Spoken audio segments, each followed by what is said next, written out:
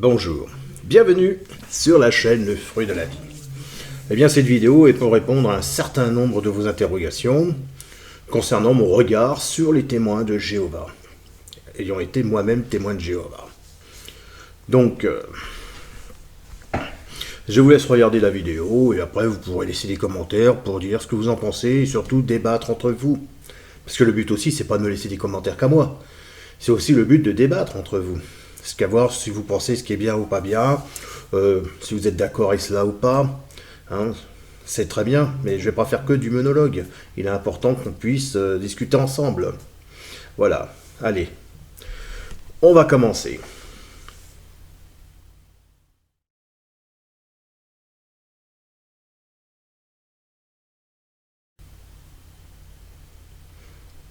Alors, comment j'ai connu la vérité? Ça, c'est une bonne question. Déjà, personne ne peut prétendre à la vérité sinon celui qui est. Mon chemin, je l'ai appris moi-même, et non par un homme. J'ai été appelé à un moment, un moment de ma vie, à me rendre chez les témoins de Jéhovah, pour y découvrir les Écritures concernant les paroles de vie.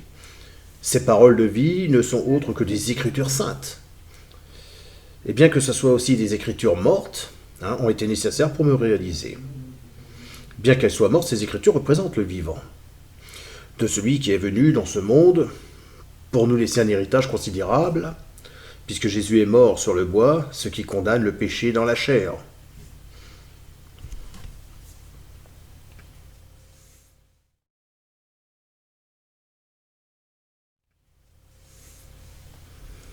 Bien, comme tout magistère, toute organisation, l'enseignement est nécessaire pour la conscience de la foi dans la vie d'un chrétien est nécessaire pour ne pas s'isoler.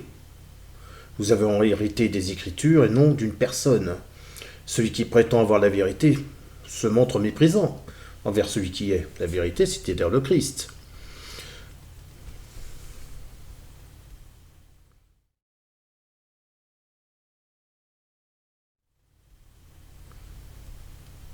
Jésus a dit, vous connaîtrez la vérité et la vérité vous affranchira. Est-ce le fait d'étudier des Écritures qui font que je détienne cette vérité? Jésus dira plus tard, je suis le chemin, la vérité, la vie. Nul ne vient au Père que par moi. La vérité est donc une adéquation qui existe entre ce qui est affirmé et ce qui est. Jésus est cette adéquation. Elle ne dépend d'aucun croyant.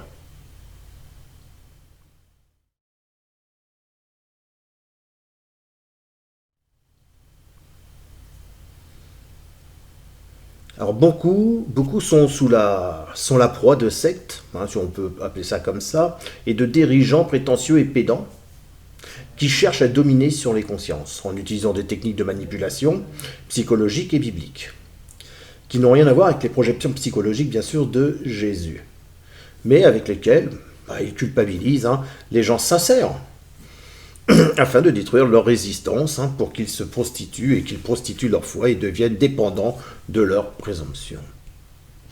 Donc Jésus, le chemin, la vérité, la vie est morte sur le bois. La vérité est morte avec. Les Écritures contenues dans la Bible sont mortes, elles aussi, mais restent malgré tout nécessaires. Et du coup, chacune des religions, entre elles, utilise les mêmes Écritures, mais différemment. Ce que je dis est vrai, mais pour saisir la vérité, vous devez avoir l'esprit complètement, libre de toute charge de la vie. Libéré de votre vanité, libéré de votre arrogance, de votre orgueil, qui est prépondérante dans tout ce que l'on fait, puis aussi de notre égoïsme. Nous sommes dans une jungle où nous devons évoluer par nous-mêmes. Donc il est vrai qu'un témoin de Jéhovah peut soigner son apparence. Moi, c'est ce qu'on m'en demandait, c'était de soigner cette apparence, puisqu'on est regardé. Mais en aucun cas, on peut se substituer à Christ. Nous prêchons les Écritures et nous sommes convaincus de leur véracité, ce que je l'étais, malgré tout, quand j'étais témoin de Jéhovah. Quand je discutais avec des personnes, souvent, ce qu'ils me reprochaient, c'est justement de me servir des Écritures. Mais ils me disaient, mais toi, qu'est-ce que tu en penses ? Bah forcément, si j'écoutais, je parlais des Écritures, c'est que j'étais convaincu de ce qu'elles apportaient. D'ailleurs, Descartes lui-même dit la vérité est ce à quoi l'esprit adhère spontanément, et j'adhérais spontanément aux Écritures.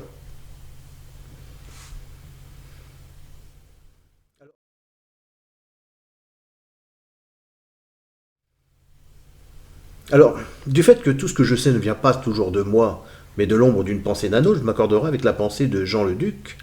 Et pour reprendre ces mots, cela signifie que nous soyons complets. Être parfait, c'est être complet. Le terme parfait signifie littéralement achevé, mais aussi l'action de rendre complet, de finir un travail, et non la recherche illusoire de la perfection morale ou spirituelle qu'aucun homme ne peut atteindre, puisque nous sommes pécheurs avec un libre arbitre restreint. La vérité plutôt qu'un abandon de la vérité. Donc toutes sortes de fausses doctrines, hein, parce que la différence entre la déformation est que beaucoup, comment dire, est beaucoup plus subtile, extrêmement dangereuse que l'abandon d'un sujet. C'est par la déformation de la vérité que les gens sont séduits et portés à croire toutes sortes de fausses doctrines. La déformation de la vérité se trouve généralement, comme je l'ai dit, dans la tradition qui reflète les interprétations régulières de groupes ou d'individuels. Par exemple, dans la tradition des rois mages, on sait très bien que les rois mages n'étaient pas spécialement trois. Ils pouvaient être deux, comme ils pouvaient être plusieurs. On sait qu'il est dit les mages, donc c'est mis au pluriel, donc ils étaient au moins deux. On sait que ce n'étaient pas des rois, mais des mages. On sait que les seuls rois de l'époque, c'était le roi Hérode et le futur roi qui allait devenir Jésus.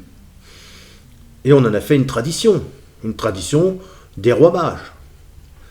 Lorsque l'on parle de la naissance, de la nativité de Jésus, c'est justement pour... Est-ce qu'il est né vraiment le 24 décembre? L'intérêt, c'est lorsqu'on fête la nativité de Jésus, ce que ne font pas les témoins de Jéhovah, puisque pour eux Jésus serait plus né vers le 18 octobre.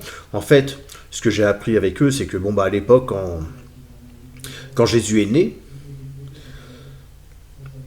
eh bien, ça a été annoncé aux bergers, et à ce moment-là, les bergers étaient à l'air libre, il n'y avait pas de neige, tout ça, ce qui démontrerait qu'il a été né ce qui serait né le 24 décembre. Je dirais que moi, ce qui est important, c'est de pouvoir raconter à nos enfants la nativité de Jésus, qui il était, quelle importance il a eu, quel impact ça a eu dans notre société.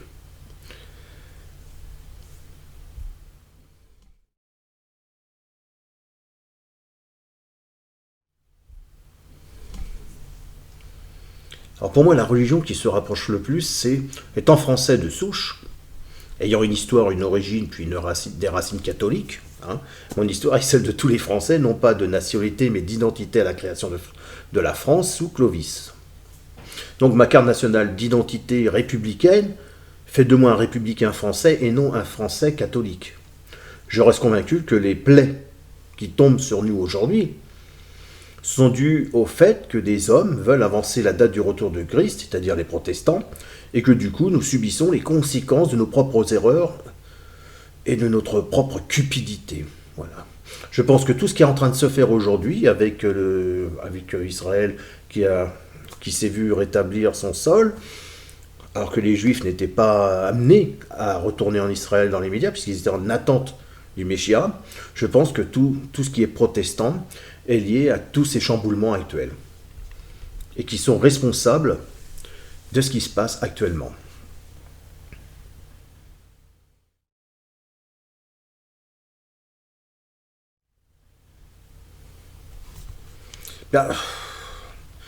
Alors les témoins de Jéhovah qui critiquent sur YouTube, il y en a pas mal.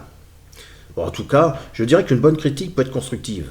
D'ailleurs, l'enseignement des témoins de Jéhovah sont remplis de témoignages pour dire qu'ils sont venus à la vérité, qu'ils ont cessé de souffrir dans ce système méchant. Il peut s'avérer normal que des personnes nées dans cette organisation ont connu la prison psychologique. Leur temps libre, effectivement.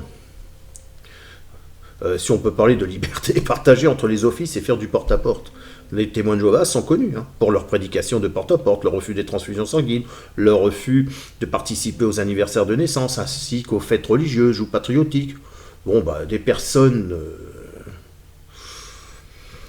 ont certainement souffert, hein, des enfants nés dans cette organisation, a pu se sentir avoir les mains liées et ne pas faire ce qu'ils voulaient, ou ayant été témoin de Jéhovah à ce moment-là, ils n'avaient pas pleinement conscience.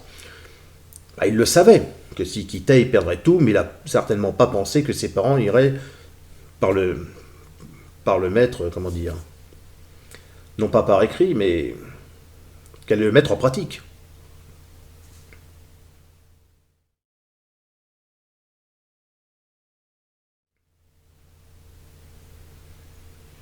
Alors ma position sur l'organisation est simple.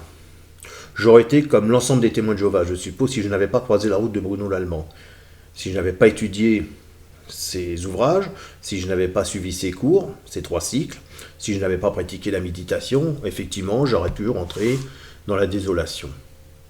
Alors on peut m'expliquer aujourd'hui avec argument, à l'appui, que cette organisation est en son sein une dérive sectaire, je concède. Qu'elle se rattache à la franc-maçonnerie, je concède. Ou encore au spiritisme, pourquoi pas. Mais j'ai personnellement dépassé tous ces concepts. J'ai enlevé, pour ma part, ce qui est toxique de ma rencontre avec les témoins de Jéhovah. Parce que moi aussi, j'ai pu être toxique pour d'autres personnes. J'ai découvert la Bible avec eux. J'ai découvert les Écritures saintes avec eux. J'ai appris à utiliser les Écritures avec eux. Donc oui, je comprends tout à fait que la relation d'un ex-témoin de Jéhovah en regardant mes vidéos puisse se sentir choqué, voire insupportable de penser que je les défends et que je défends cette organisation. Moi, je n'impose rien dans mes vidéos, j'expose simplement ma pensée. J'ai eu des bons moments, hein, avec l'enseignement que j'ai reçu, hein, qui m'a été profitable. Alors, parmi les 2 personnes qui m'ont fait l'étude, il y avait, maintenant il est décédé, il y avait Marion Choumiga.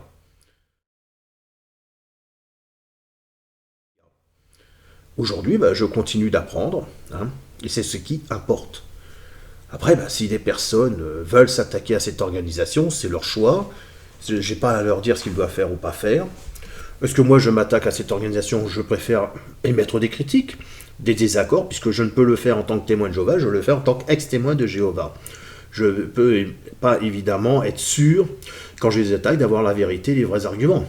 Parce que si je me dis c'est moi qui ai raison, ils ont tort, je serai exactement comme eux. Moi j'apporte des écritures, des interrogations. Il est tellement facile aujourd'hui de dire oui mais tel texte il dit ça veut dire ça, ça, ça. Bon, chacun pense comme il veut, moi je ne pense absolument pas ça. Il y a des écritures, il faut approfondir. Et je pense que c'est vraiment en nous, dans notre profondeur, qu'on aime ou pas Jéhovah. Je me suis fait baptiser, je me suis dit que je me donnerais ma vie pour Jéhovah. Je donne ma vie pour Jéhovah. Mais je n'ai pas donné ma vie pour l'organisation. Si celle-ci, dans ses structures, considère que je suis excommunié, en tout cas moi j'ai fait 2 fois ma lettre, oui, je suis excommunié. Bon, c'est comme ça, si on me croise, on me dit pas bonjour, on me dit pas bonjour. D'ailleurs, moi, quand je les croise, je leur parle même pas, je passe à côté, je les zappe, ils n'existent pas. Même s'ils parlent d'amour et d'eau fraîche, dans leur conférence sur Zoom, c'est bien. Est-ce qu'ils ont un véritable amour? Est-ce qu'ils n'ont pas? Est-ce qu'il y a de l'hypocrisie parmi les témoins de Jéhovah? On est tous, quelque part, à travailler sur nous. Je veux dire, quand je suis rentré chez les témoins de Jéhovah, je n'étais pas parfait. Je devais achever cette perfection qui n'est toujours pas encore achevée. Je veux dire, c'est un travail de longue haleine, c'est un travail constant. On ne peut pas arriver et dire, moi, je suis mieux qu'un tel. Je travaille sur moi-même, j'essaie de faire le mieux en mieux un plus grand travail sur moi pour espérer, après, toucher le cœur d'autres personnes. Maintenant, si je fais de la vidéo pour critiquer sans cesse les témoins de Jéhovah, oui, lui dit, oui, là, l'autre c'était ça, l'autre c'était pas habillé, c'était machin, il y en a qui le font très très bien, il y a des youtubeurs qui le font très très bien, ça leur apporte énormément d'abonnés, tant mieux pour eux. Je veux dire, moi, c'est pas mon approche. Le but, c'est d'expliquer, en tant qu'ex-témoin de Jéhovah, ce qui n'a pas été toxique pour moi, ce qu'il y a eu de bon. Hein. Je vois pas pourquoi je critiquerais une organisation alors que j'étais au moment de me séparer avec mon épouse et que ça nous a consolidés, ça nous a permis de regarder ensemble sur le même chemin, c'est dans la direction où il y a le Christ. C'est ce qui a sauvé mon couple, hein, parce qu'on a travaillé chacun de notre côté pour comprendre les Écritures. Ma femme continue de suivre Jéhovah, c'est très bien.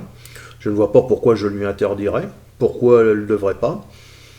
Après, elle fait des choix. Si un jour elle décide de quitter, elle quittera. Si elle veut continuer, elle continue. C'est pas à moi de prendre des décisions pour elle. Mon épouse, au contraire, je crois que c'est un peu dans l'esprit catholique, hein.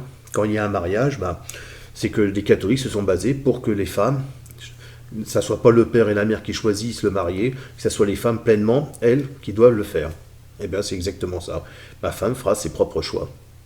Voilà, moi je vous dis à bientôt pour une prochaine vidéo. Au revoir.